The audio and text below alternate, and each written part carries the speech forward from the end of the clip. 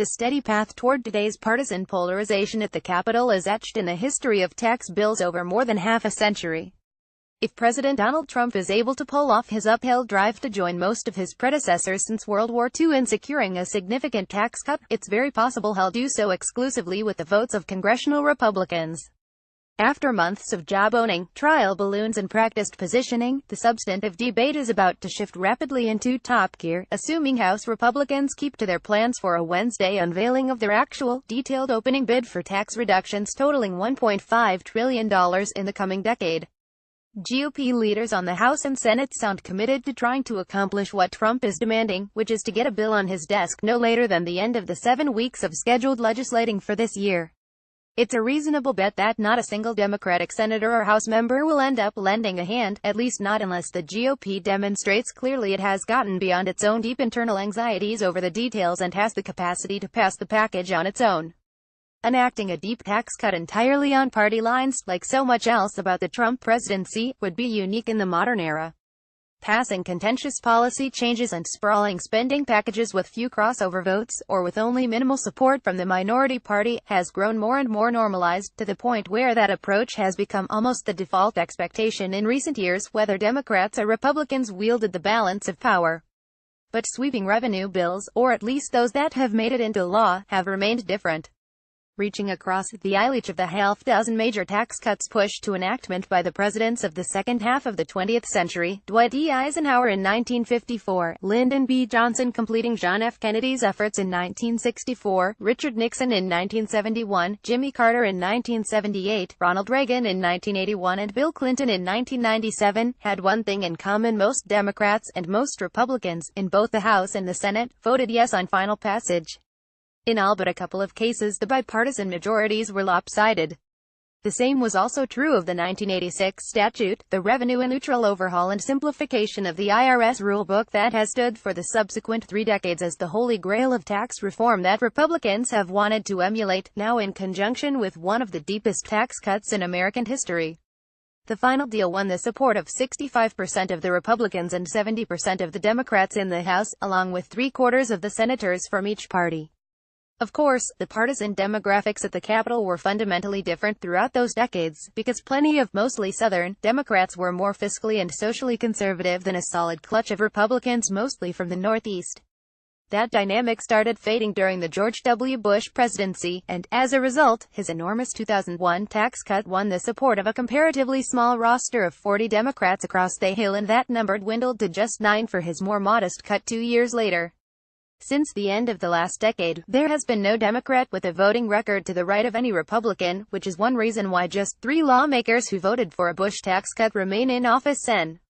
Dianne Feinstein of California and Rep.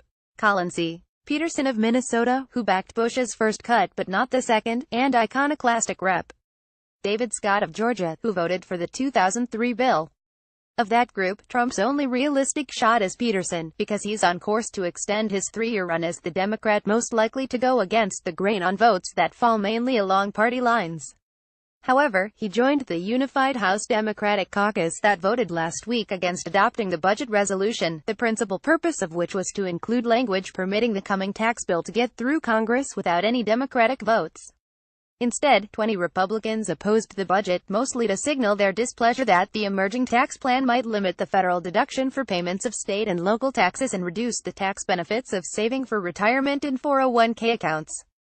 Possible complications: those are just the 2 most high-profile proposals that have created the earliest visible internal GOP consternation. Dozens more lurk just beneath the surface, but they're bound to burst forth in coming days. Such a comprehensive and once-in-a-generation bill would affect almost every niche of the national economy, and so is guaranteed to stand as the most heavily lobbied measure in years.